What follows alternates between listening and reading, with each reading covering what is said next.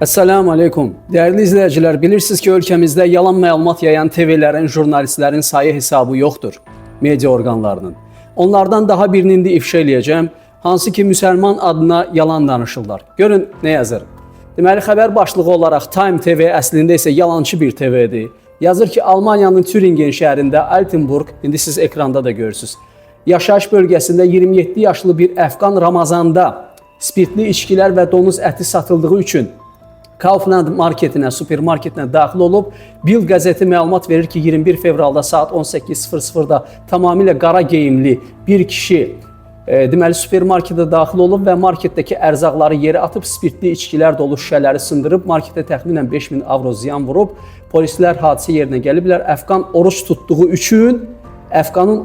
üçün ac və həyəcanlı olduğu aydınlaşıb, onu sakitləşdirərək həbs ediblər. İndi baxın görün bu yalancı media resursu videonun üzərində nə yazır? Almanya'da bir Əfqan marketə hücum edərək zərər edib. Videoda görürsünüz. Və sonda yalanı ifşa edəcəm. O Almanları Ramazanda alkohol və donuz əti satmaqda suçlayıb. Burada da satmaqda da nəysə bir yerdə ayrı yazıb. Bu da orfoqrafik bir səhvdir.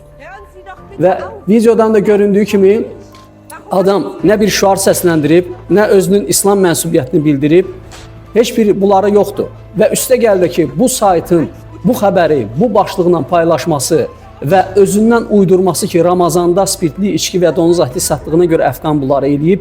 Özü də oruç olduğu üçün bunu eləyib. Tamamilə yalandır və mən artıq bilirsiniz ki indi elə bir dövrdür ki internet dövründə istənilən məlumatın doğru və yaxud da ki yalan olduğunu 2 dəqiqəyə araşdırmaq mümkündür. Bild qəzetinin 21 fevral tarixini mən araşdırdım və əslində hadisə ilə bağlı görün nə yazır Bild qəzeti. 21 fevral 2026-cı il tarixində Almaniyanın Bild qəzeti deməli Türingen şəhərində insidentlə bağlı xəbər paylaşıb. Qəzet yazır ki 27 yaşlı Əfqan əsilli bir kişi supermarketə daxil olub və orada olan satışda olan malları və rəfləri dağıdıb.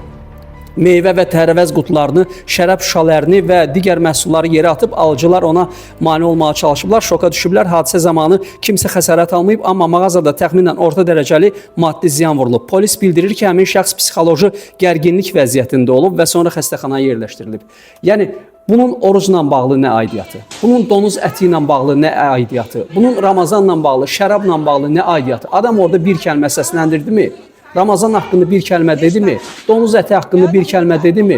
Şərab haqqında bir kəlmə dedi mi? Ay yekə kişisiz, vicdanınız olsun, insaniyyətliyiniz olsun. Nə vaxta qədər belə yalan paylaşacaqsınız? O xəbərin də altından ağzı göyçəklər İslam haqqında ağzına gələni yazırlar.